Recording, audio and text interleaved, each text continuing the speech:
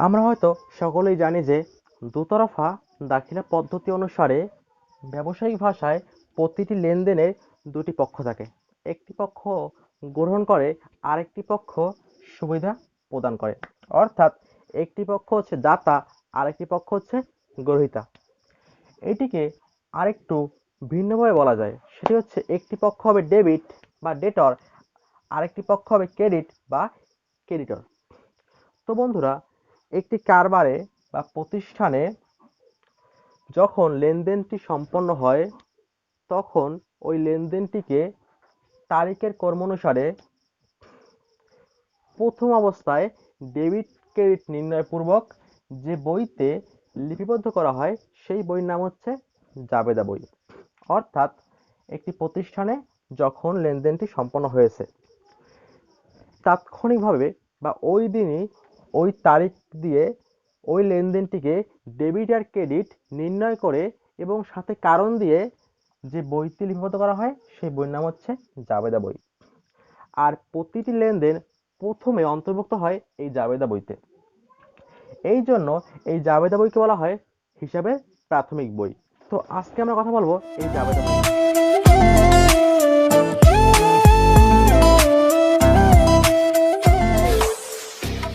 দেখো বন্ধুরা, এই যে জাবেদা বই, এই বইতে কিন্তু মূলত প্রতিদিনের লেনদেনগুলোকে লিপিবদ্ধ করা হয় তার কারণ হিসাবে এবং ডেবিট ক্রেডিট ব্যাখ্যা করে। তো এই জন্য এই জাবেদা বইকে বলা হয় দ্য ডে বুক, অর্থাৎ দৈনিক বই। তো ফরাসি শব্দ জুয়র বা জার,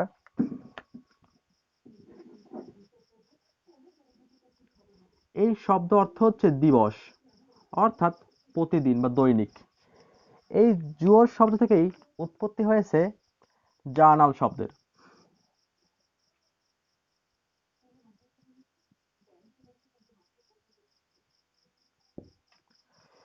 যার অর্থ হচ্ছে জাবেদা।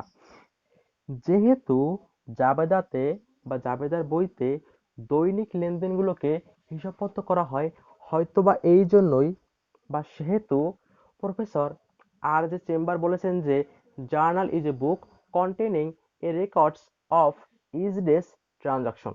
অর্থাৎ জাবেদা হচ্ছে এমন একটি বই যে বইতে দৈনিক লেনদেনগুলোকে হিসাববদ্ধ করা হয় বা সংরক্ষণ করা হয়, বা যে বই দৈনিক হিসাবগুলোকে ধারণ করে, সেই বইটির নাম হচ্ছে জাবেদা বই। এখন দেখো বন্ধুরা, এই জার্নাল বা জাবেদা, এই জাবেদাকে মূলত ভাগ করা যায় দুটি ভাগে। একটি হচ্ছে প্রপার জার্নাল, অর্থাৎ প্রকৃত জাবেদা। আরেকটি হচ্ছে স্পেশাল জার্নাল, অর্থাৎ বিশেষ জাবেদা। এখন দেখো বন্ধুরা, প্রথমে আমরা দেখব প্রপার জার্নাল নিয়ে, অর্থাৎ প্রকৃত জাবেদা। মূলত সাধারণত আমরা যে জাবেদাগুলো করি এবং যে ক্ষেত্রে কোনো ব্যতিক্রম ছক হয় না, অর্থাৎ নির্দিষ্ট শিরোনাম বা নির্দিষ্ট লিপিবদ্ধকৃত জাবেদা ব্যতীত সাধারণভাবে আমরা যে জাবেদা করি তার নাম হচ্ছে প্রপার জার্নাল বা প্রকৃত জাবেদা। অর্থাৎ জাবেদার মূল স্বরূপ, যেখানে 5টি করে ছক হয়। এর মধ্যে প্রথমে রয়েছে জেনারেল জার্নাল, অর্থাৎ সাধারণ জাবেদা। এখন দেখো বন্ধুরা, সাধারণ জাবেদা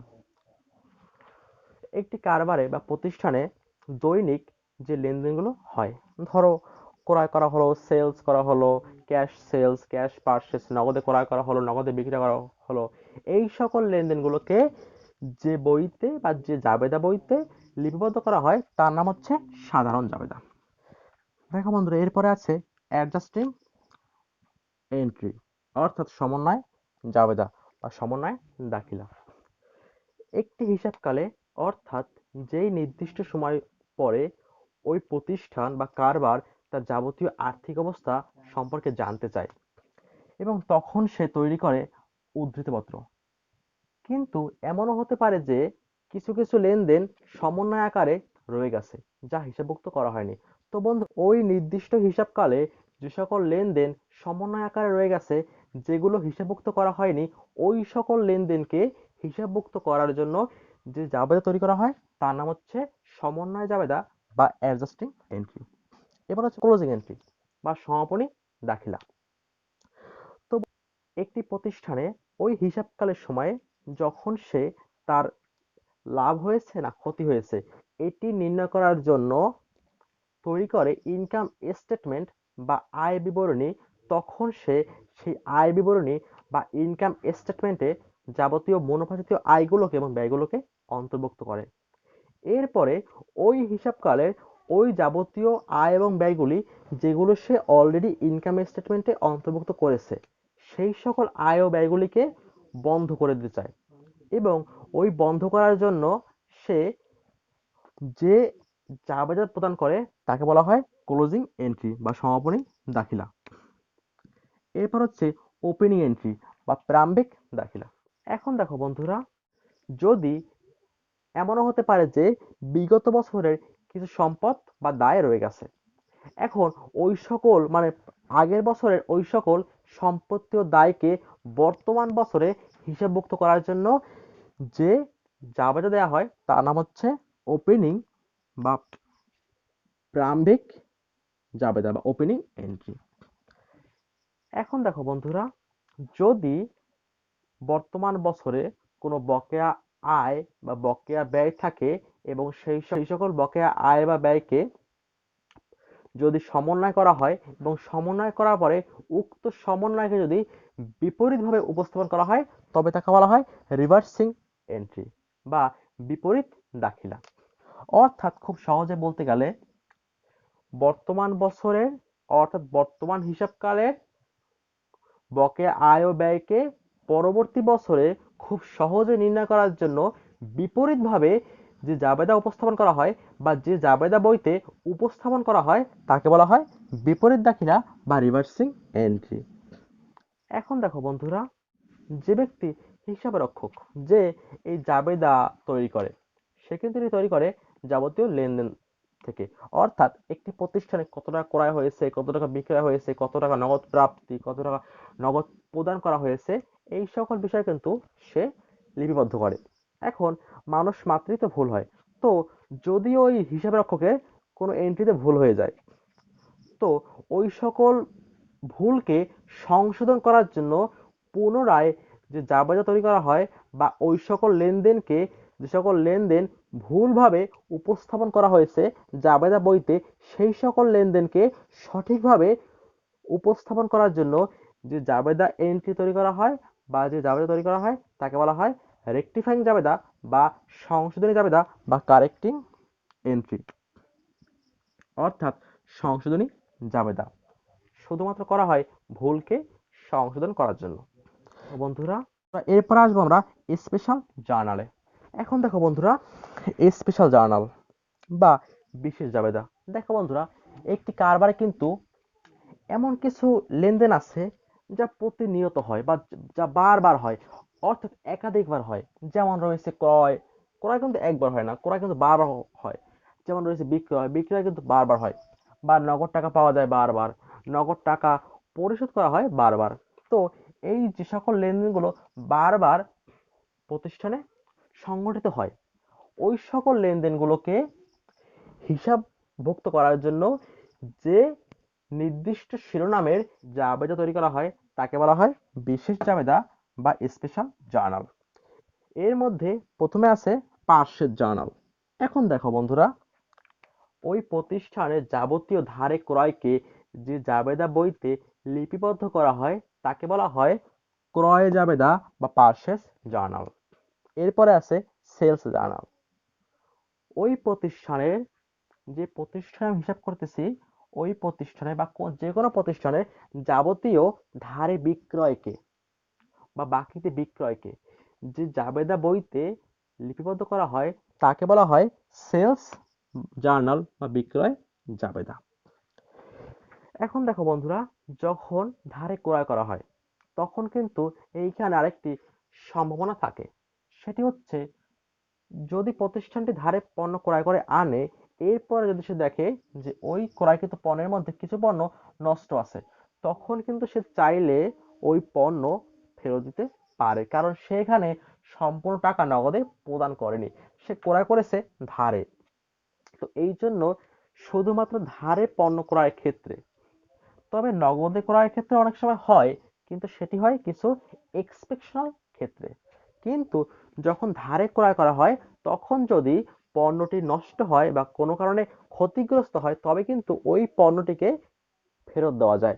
অর্থাৎ ধারে ক্রয়কৃত পণ্যকে যদি ফেরত প্রদান করা হয় তাহলে যে জাবেদা বইতে লিপিবদ্ধ করা হয় সেই বইটিকে বলা হয় বা সেই জাবেদার বইটিকে বলা হয় পারচেজ রিটার্ন জার্নাল বা ক্রয় ফেরত জাবেদা।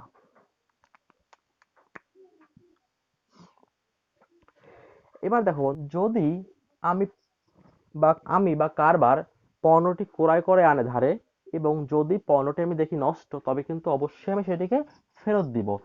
ঠিক অনুরূপভাবে আমি যাদের কাছে পণ্যটি বিক্রয় করেছি ধারে, যে তারা এমন দেখে যে আমার বিক্রিত পণ্যটি বা আমার কাছ থেকে যে পণ্যটি সে ক্রয় করেছে সেই পণ্যটি ক্ষতিগ্রস্ত বা নষ্ট, তখন কিন্তু আমি যে রূপে পণ্যটি ফেরত দিয়েছিলাম ঠিক অনুরূপভাবে কিন্তু তারাও আমার কাছে পণ্যটি ফেরত দেবে।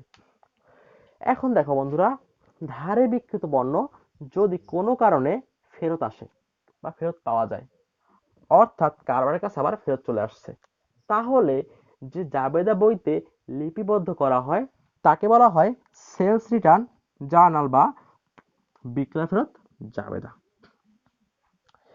এখন দেখো বন্ধুরা, এরপরে আছে ক্যাশ রিসিপ্ট জার্নাল, অর্থাৎ নগদ গ্রহণ জাবেদা বা নগদ প্রাপ্তি জাবেদা। একটি প্রতিষ্ঠানে যখনই নগদে টাকা গ্রহণ করা হয় তখন সেই লেনদেনগুলোকে যে জাবেদা বইতে লিপিবদ্ধ করা হয় তাকে বলা হয় ক্যাশ রিসিপ্ট জার্নাল। এবার দেখো বন্ধুরা, যদি প্রতিষ্ঠান নগদে গ্রহণ করে তবে কিন্তু ডেফিনেটলি তাকে অবশ্যই পরিশোধ করতে হবে, অর্থাৎ নগদে কিন্তু তাকে পেমেন্টও করতে হবে। তো একটি প্রতিষ্ঠানের যাবতীয় নগদ পেমেন্ট অর্থাৎ নগদে পরিশোধ যে জাবেদা বইতে লিপিবদ্ধ করা হয় তাকে বলা হয় নগদ পরিশোধ বা নগদ প্রদান জাবেদা বা ক্যাশ পেমেন্ট জার্নাল। এখন দেখো বন্ধু, ধরো প্রতিষ্ঠানটি কারো কাছে পণ্য বিক্রি করেছে বাকিতে, এখন সেই দেনাদার একটি বিল প্রদান করলো বা একটি বিলের স্বীকৃতি প্রদান করলো, বা অন্য কোনো কারণে ধরো পণ্য বিক্রয় করা বা অন্য যে কোনো কারণে, বা আমি তার কাছে টাকাটি পাই কোনো কারণে, অর্থাৎ প্রতিষ্ঠানটি তার কাছে টাকাটি পায় কোনো কারণে। তো অর্থাৎ খুব সহজে বলতে গেলে পণ্য বিক্রয় বা অন্য যে কোনো কারণে যদি দেনাদার কোনো প্রকার বিলের স্বীকৃতি প্রদান করে বা বিল প্রদান করে তবে সেই বিলগুলোকে অর্থাৎ সেই বিলের লেনদেনগুলোকে যে জাবেদায় লিপিবদ্ধ করা হয় তাকে বলা হয় বিলস রিসিভেবল জাবেদা, বিলস রিসিভেবল জার্নাল বা প্রাপ্য বিল জাবেদা। এখন দেখো বন্ধুরা, যদি দেনাদার আমাকে বিলের স্বীকৃতি প্রদান করে তবে কিন্তু অনুরূপভাবে যাদের কাছ থেকে আমি বাকিতে পণ্য ক্রয় করেছি বা যারা আমার কাছে টাকা পায়, অর্থাৎ যারা কারবারের কাছে টাকা পায়, প্রতিষ্ঠানের কাছে টাকা পায়, তাদের কিন্তু অনেক সময় প্রতিষ্ঠান বা আমি কিছু বিল প্রদান করব।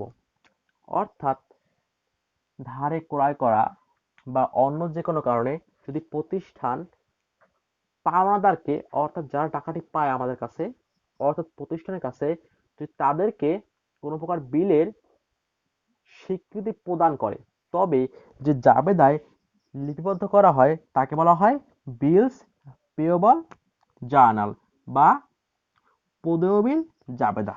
এইখানে স্পেশাল জার্নালের মধ্যে আরেকটি বিষয় আছে, সেটি হচ্ছে যদি চেক পাওয়া যায়, চেক, মানি অর্ডার, নগদ বা draft, cheque, money order, draft, এই সকল বিষয়ের জন্য প্রাথমিকভাবে ডেবিট ক্রেডিট নির্ণয়পূর্বক যে জাবেদা বইতে লিপিবদ্ধ করা হয় ওই সকল চেক, ড্রাফট, মানি অর্ডার এই সকল লেনদেনগুলি সেই বইটিকে বলা হয় বা সেই জাবেদা বইটিকে বলা হয়, অর্থাৎ যে জাবেদা বইতে এই সকল নগদ, মানি অর্ডার, ড্রাফট, চেক লিপিবদ্ধ করা হয় সেই জাবেদাকে বলা হয় ক্যাশবুক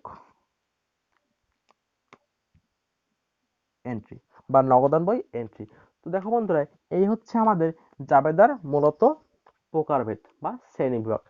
এখন দেখো বন্ধুরা, আমি যখন করেছিলাম দ্য অ্যাডজাস্টমেন্ট প্রসেস বা সমন্বয় প্রক্রিয়া, তখন কিন্তু আমি সেখানে এই অ্যাডজাস্টিং এন্ট্রি অর্থাৎ সমন্বয় দাখিলা, ক্লোজিং এন্ট্রি, এরপরে রিভার্সিং এন্ট্রি, বিপরীত দাখিলা, এই তিনটি আমি দেখিয়েছিলাম। তো আমি আজকের অধ্যায়ে তোমাদের দেখাবো মূলত এই জেনারেল জার্নালটি, এবং এরপরে আমি দেখাবো কারেক্টিং বা রেকটিফাইং জার্নাল, এটি আসবে নেক্সট অধ্যায়ে।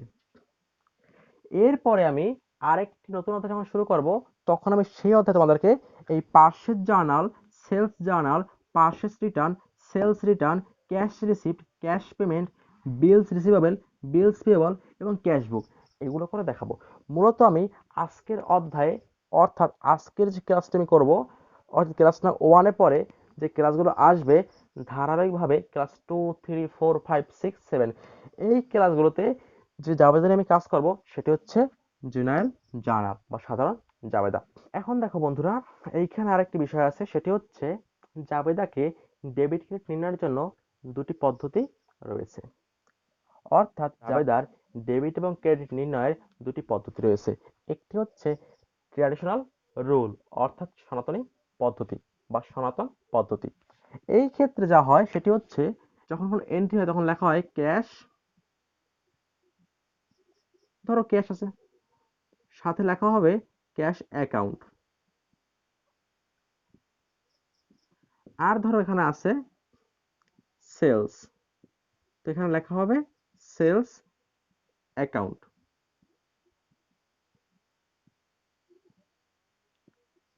এরপরে এরকম দেওয়া হবে ডেবিট, এখানে ক্রেডিট, বাকি সব অনুরূপ নিয়ম। তো বন্ধুরা দেখো, এটা হচ্ছে সনাতন পদ্ধতি, যেখানে লেখা হয় নগদান হিসাব এবং বিক্রয় হিসাব।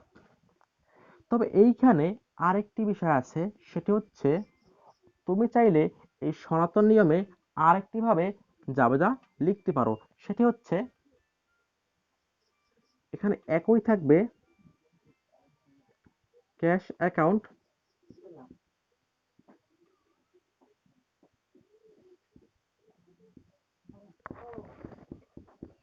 ডেবিট এবং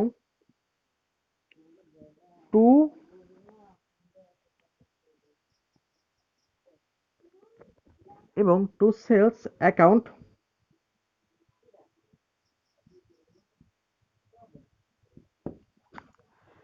এখন দেখো বন্ধু, এটা হচ্ছে ট্র্যাডিশনাল রুল বা সনাতনী পদ্ধতি বা সনাতন পদ্ধতি।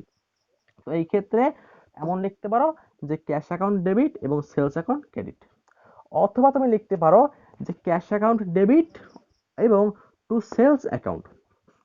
যদি তুমি এই নিয়মটি ফলো করো, তবে কিন্তু এখানে আর তোমার পরবর্তীটায় ক্রেডিট লেখা যাবে না, কারণ সেখানে আমি লিখ টু। এটা হচ্ছে সনাতন পদ্ধতি। এবার আমরা দেখব আধুনিক পদ্ধতি, অর্থাৎ মডার্ন রুল। এই ক্ষেত্রে যা হয় সেটি হচ্ছে, সরাসরি আমার লেখা হয় যে ক্যাশ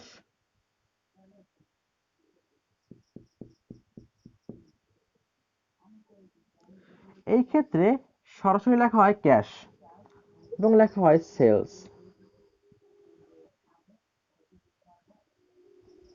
দেখো বন্ধুরা, এইখানে কিন্তু আর অ্যাকাউন্ট বা ডেবিট ক্রেডিট এভাবে দেখানো হয় না বিবরণের ঘরের মধ্যে বা ডিটেইলসের ছকের মধ্যে, কলামের মধ্যে। এবং তবে এটিকে আরেকভাবে উপস্থাপন করা যায় মডার্ন রুলে, সেটি হচ্ছে ডেবিটটিকে তুমি এমন লিখবা যে ডেবিট ক্যাশ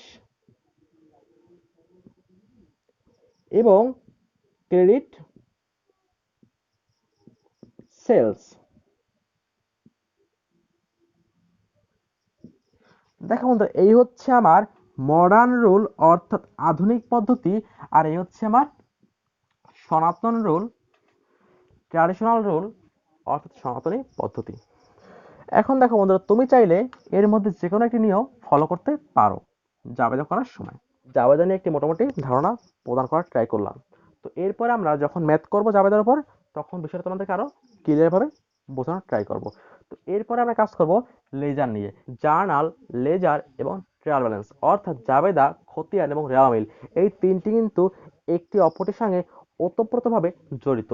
তো এই তিনটি যদি তুমি একসঙ্গে শিখতে পারো তবে তোমার ক্ষেত্রে অনেক সুবিধা হবে, কারণ পরীক্ষায় প্রায়শই এই তিনটিকে একসঙ্গে মিক্সার করে একটি প্রশ্ন তৈরি করা হয়।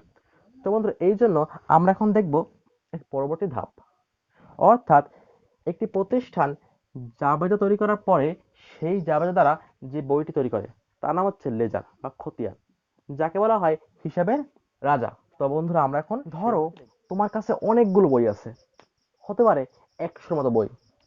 এর মধ্যে মনে করো তোমার কাছে বিভিন্ন ধরনের বই আছে, মনে করো বাংলা, লিটারেচার, সাহিত্য, ইতিহাস, ড্রামাটিক, পোয়েট্রি, নোভেল, মনে করো তোমার কাছে অনেক বই আছে। এখন যদি তুমি সব বইগুলোকে একটি তাকের উপর রাখো বা একটি জায়গায় রাখো, তবে কিন্তু তোমার পক্ষে অনেক সমস্যা হবে তোমার প্রয়োজন মতো বইটিকে খুঁজে বের করতে। ধরো তুমি এখন একটি পড়বা স্টোরি বই, এখন তুমি যদি খুঁজতে যাও তাহলে তোমার অনেক কষ্ট হবে তোমার এতগুলো বইয়ের মধ্যে থেকে ওই বইটিকে বের করা। কিন্তু যদি এমনটা করো তুমি যে তুমি যাবতীয় বাংলা সাহিত্যের বইগুলো রাখলা একটি সেলফে, এরপরে দেখো বন্ধুরা, যাবতীয় ইতিহাস সম্বন্ধীয় বইগুলো তুমি রাখলা একটি সেলফে, এরপরে যাবতীয় নোভেল তুমি রাখলা একটি সেলফে, যাবতীয় পোয়েম জাতীয় বই অর্থাৎ কবিতা জাতীয় বইগুলো তুমি রাখলা একটি সেলফে। তাহলে কিন্তু তোমার কাছে তুলনামূলকভাবে অনেকটা সহজ হবে এই বইগুলোকে প্রয়োজন মতো সময়ে খুঁজে বের করা। এখন দেখো বন্ধুরা, ব্যবসায়ের ক্ষেত্রে ঠিক একই রকম হয়।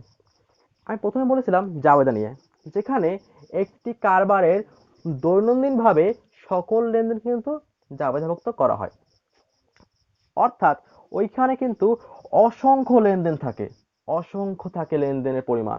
সেই অসংখ্য লেনদেনকে বা সেই অসংখ্য লেনদেনের মধ্য হতে একই জাতীয় লেনদেনকে ভাগ করে একটি ছকে লিপিবদ্ধ করার নাম হচ্ছে লেজার বা খতিয়ান।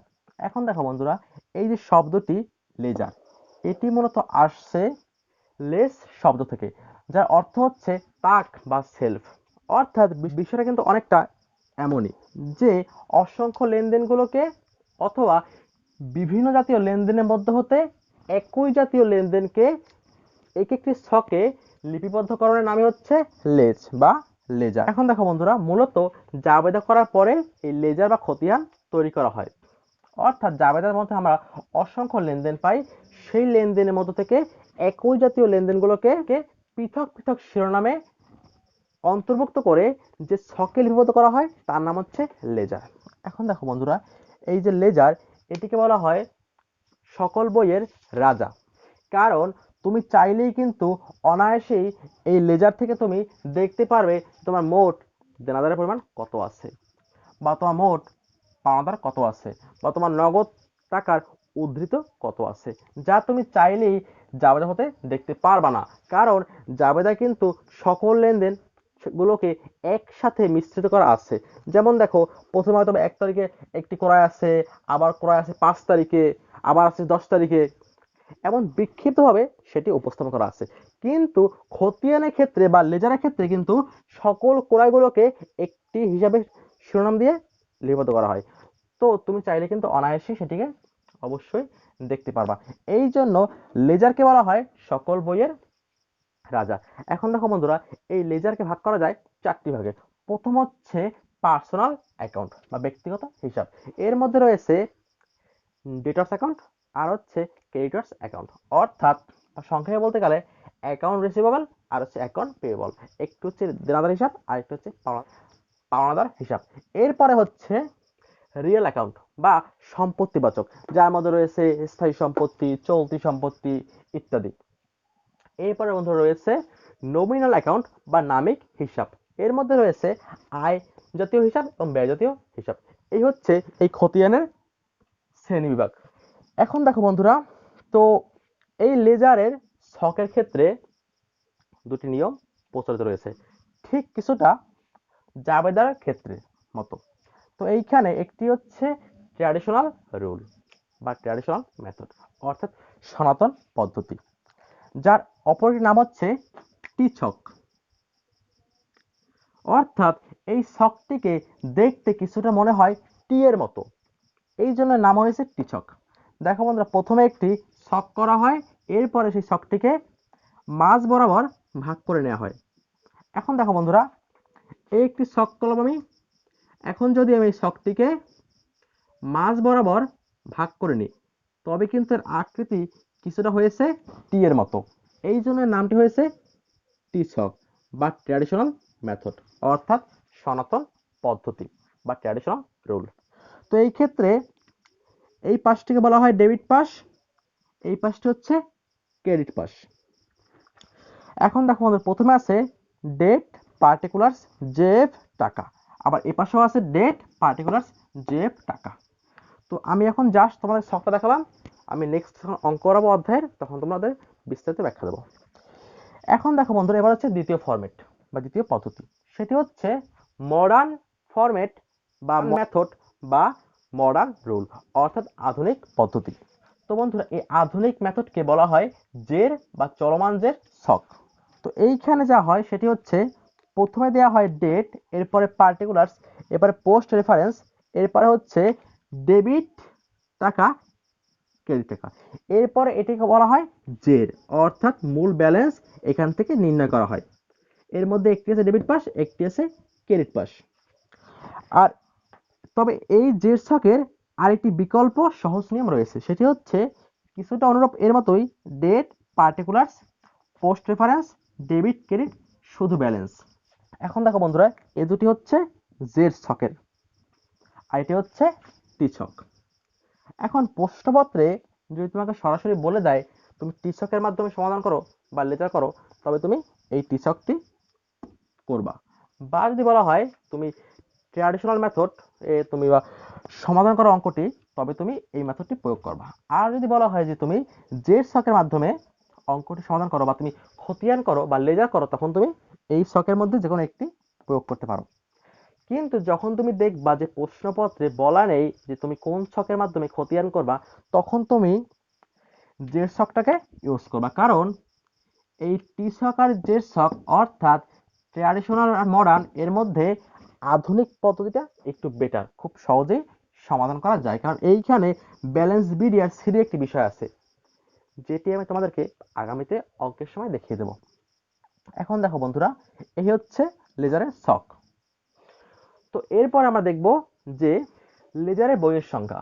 দেখো বন্ধুরা, লেজারের বই মতো হয় দুই রকমের, একটি হচ্ছে সহকারী লেজার, আরেকটি হচ্ছে সাধারণ লেজার, অর্থাৎ একটি হচ্ছে জেনারেল লেজার, আরেকটি হচ্ছে সাব অর্ডিনারি লেজার। তো বন্ধুরা, এই বিষয়ে আমি তোমাদেরকে আরো দেখাবো অঙ্ক করার সময়। তো বন্ধুরা, এই হচ্ছে আমাদের লেজারের মূলত মৌলিক বিষয়গুলি। তো আমি যখন নেক্সট এই অঙ্কগুলি সমাধান করব লেজার নিয়ে, তখন তোমাদেরকে আমি এই বিষয়ে আরো বিস্তারিত ব্যাখ্যা দেওয়ার ট্রাই করব। প্রতিষ্ঠান প্রথমে তার লেনদেনগুলোকে অন্তর্ভুক্ত করলো জাবেদা বইতে, সেখান থেকে সে প্রতিটি লেনদেনকে তার শ্রেণী অনুযায়ী ভাগ করে রাখলো খতিয়ানের বইতে। এরপরে সে দেখবে যে তার খতিয়ানটি সঠিক করা হয়েছে কিনা, অর্থাৎ ওই প্রতিষ্ঠানের যাবতীয় লেনদেনগুলোর গাণিতিক শুদ্ধতার জন্য, অর্থাৎ তার যাবতীয় জাবেদ এবং খতিয়ানটি মূলত সঠিক হয়েছে কিনা এবং তার খতিয়ানের উদ্ধৃতগুলো সঠিক পরিমাণে অন্তর্ভুক্ত হয়েছে কিনা, এটি নির্ণয় করার জন্য যে গাণিতিক পরীক্ষা করে, সেই পরীক্ষাটির নাম হচ্ছে হিসাব বিজ্ঞানের ভাষায় রাওমিল, বা ইংলিশে বলতে গেলে ট্রায়াল ব্যালেন্স।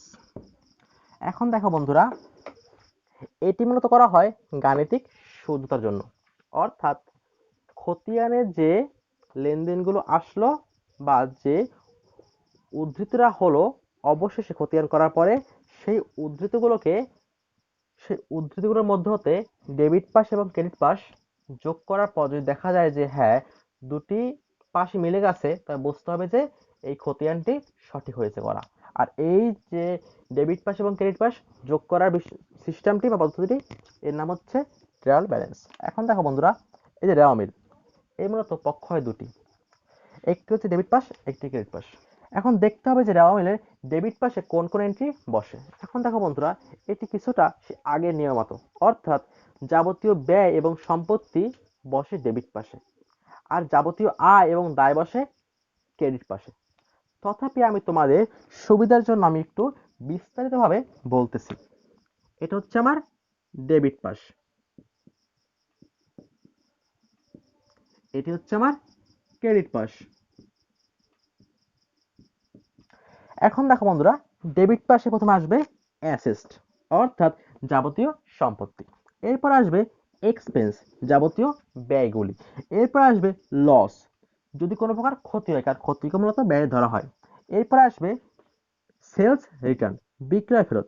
এখন দেখো বন্ধুরা, বিক্রয় করলে হয় ক্রেডিট, আয় হয়, কিন্তু যখন সেই বিক্রয়টি ফেরত দেওয়া হবে তখন তোমার আয়টি কমে যাবে, অর্থাৎ তখন হবে ডেবিট, সেলস রিটার্ন। এরপর আসবে অ্যাডভান্স এক্সপেন্স বা প্রিপেইড এক্সপেন্স, অর্থাৎ যদি কোনো ব্যয় দেওয়া হয় অগ্রিম, অগ্রিম ব্যয় একটি সম্পদ, এটি আসবে এখানে। এরপর আসবে ইনকাম রিসিভেবল, প্রাপ্য আয়, অর্থাৎ টাকাটি পাইনি বা টাকাটি পাবো আগামীতে, এটি আসবে। এরপরে আসবে অ্যাক্রুড ইনকাম, অর্থাৎ আমার আয় হয়েছে বাট সে টাকাটি দেয়নি এখন পর্যন্ত, এটি এখানে আসবে। এখন দেখো বন্ধুরা, এরপর হচ্ছে ক্রেডিট পাস। এখানে প্রথমে আসবে যাবতীয় লাইবিলিটিস, অর্থাৎ দায়গুলি। এরপর আসবে যাবতীয় ইনকাম, আয়গুলি। এরপরে আসবে প্রফিট। দেখো বন্ধুরা, কিছুটা কিন্তু একই আছে, জাস্ট বিপরীত সিস্টেম। সম্পদ ডেবিটে, দায় ক্রেডিটে, ব্যয় ডেবিটে, আয় ক্রেডিটে, লস ডেবিট পাশে এবং মুনাফা ক্রেডিট পাশে। এখন দেখো বন্ধুরা, সেলস রিটার্ন হয়েছে ডেবিট পাশে, তদ্রূপ পারচেজ রিটার্ন আসবে ক্রেডিট সাইডে। এরপর হচ্ছে অ্যাডভান্স ইনকাম, অর্থাৎ আমি এখন পর্যন্ত সেবাটি প্রদান করিনি বাট টাকাটি পেয়ে গেছি, আমি অগ্রিম টাকাটি নিয়ে গেছি, যাকে বাংলায় বলা হয় অনুপার্জিত আয় বা আনআর্নড রেভিনিউ বা অ্যাডভান্স ইনকাম, এটি আসবে। এটি এক প্রকার দায়, তাই এটি আসবে ক্রেডিট কলামে। এরপর হচ্ছে অ্যাক্রুড এক্সপেন্স, বকেয়া ব্যয়, অর্থাৎ ব্যয়টি হয়ে গেছে বা টাকাটি আমি এখন পর্যন্ত পরিশোধ করিনি, অ্যাক্রুড এক্সপেন্স, এটিও কিন্তু এখানে অন্তর্ভুক্ত হবে। তবে এই অ্যাক্রুড শব্দটি কিন্তু আরো অনেক সমার্থক বা সিনোনিম শব্দ আছে, যেমন রয়েছে এরিয়ার, ডিউ, আউটস্ট্যান্ডিং, ইটিসি। এরপর হচ্ছে প্রভিশন অ্যান্ড রিজার্ভ, যাবতীয় সঞ্চিত এবং তহবিল। তবে বন্ধুরা, একটি কথা আছে এখানে, সেটি হচ্ছে যাবতীয় সকল প্রকার সঞ্চিতি হচ্ছে ক্রেডিট, কিন্তু একমাত্র পাওনাদার বার্তা সঞ্চিতি হচ্ছে ডেবিট। দেখো বন্ধুরা, আপাতভাবে বলা যায় যে ডেবিট পাশে মূলত এই এন্ট্রিগুলোই অন্তর্ভুক্ত হবে, আর ক্রেডিট পাশে মূলত এই এন্ট্রিগুলো অন্তর্ভুক্ত হবে। তবে এইখানে আরেকটি বিষয় আছে, সেটি হচ্ছে কোন কোন এন্ট্রি রেওয়া মিলে অন্তর্ভুক্ত হবে না। তবে তোমরা এগুলো জেনেছো অবশ্যই 19 বসে, আমি তোমাকে আবার একটু রিভার্স করতেছি। সেটি হচ্ছে সমাপনী মজুত পণ্য, এটি রেওয়া মিলে অন্তর্ভুক্ত হবে না। তবে যদি লেখা থাকে প্রশ্নপত্রে সমন্বিত ক্রয়, আমি আবারও বলতেছি, যদি প্রশ্নপত্রে সমন্বিত ক্রয় নামে কোনো প্রকার এন্ট্রি থাকে, তবে তোমাকে সমাপনী মজুত পণ্যকে বা এন্ডিং ইনভেন্টরিকে রেওয়া মিলে অন্তর্ভুক্ত করতে হবে। বাকিটা দেখিয়ে দেবো অঙ্কের সমাধানের সময়। এরপর হচ্ছে যে কোনো চলতি সম্পদের প্রারম্ভিক ব্যালেন্স বা ওপেনিং ব্যালেন্সটি, সেটিও রেওয়া মিলে আসবে না। এরপর হচ্ছে সাপ্লাইস, মনিহারি এবং ডাক টিকিট ইত্যাদি, এগুলোর এন্ডিং ব্যালেন্স রেওয়া মিলে আসবে না। আর হচ্ছে বন্ধুরা, যদি কোনো প্রকার সম্ভাব্য দায় থাকে, সম্ভাব্য দায়, সেই দায়টিও রেওয়া মিলে অন্তর্ভুক্ত হবে না। তো বন্ধুরা, মোটামুটি ভাবে এই হচ্ছে রেওয়া মিলের উপর সাধারণ একটি ধারণা। তো আমি যখন এর বিষয়ের উপর অঙ্ক করাবো তখন তোমাদেরকে আরো বিস্তারিত ব্যাখ্যা দেব। তো বন্ধুরা, এই ছিল আমাদের আজকের জাবেদের উপর বেসিক একটু আলোচনা, এবং খতিয়ানের উপর একটু বেসিক আলোচনা, এবং রেওয়ামের উপর বেসিক আলোচনা। আমি ক্লাস নং 2 থেকে তোমাদের সামনে অঙ্ক নিয়ে চলে আসব। এখন দেখো বন্ধুরা, মূলত কিন্তু বেসিক আলোচনা এতটুকু সময়ের মধ্যে করা খুবই দুঃসাধ্য বিষয়। তথাপি আমি ট্রাই করতেছি যতটুকু না বললেই নয় ততটুকু বলার। এরপরে যদি তোমরা বেসিক নিয়ে আরো জানতে আগ্রহী হও, তবে আমাকে অবশ্যই কমেন্টের মাধ্যমে অথবা আমাদের ফেসবুক পেজ ডিএমএস টিচিং নামে রয়েছে, সেখানে তোমরা এসএমএস এর মাধ্যমে আমাকে জানাতে পারো। সেক্ষেত্রে আমি তোমাদের সামনে বেসিকের উপর আরো কাজ করতে আগ্রহী হব আর তোমাদের সামনে বেসিকের উপর আরো ভিডিও উপস্থাপন করার ট্রাই করব। তো বন্ধুরা, নেক্সট ক্লাসে আমি অর্থাৎ ক্লাস নাম্বার 2 তে আমি তোমাদের সামনে অঙ্ক নিয়ে হাজির হব। সেই ক্লাসটি দেখার আমন্ত্রণ জানিয়ে এখানেই শেষ করছি। বাই।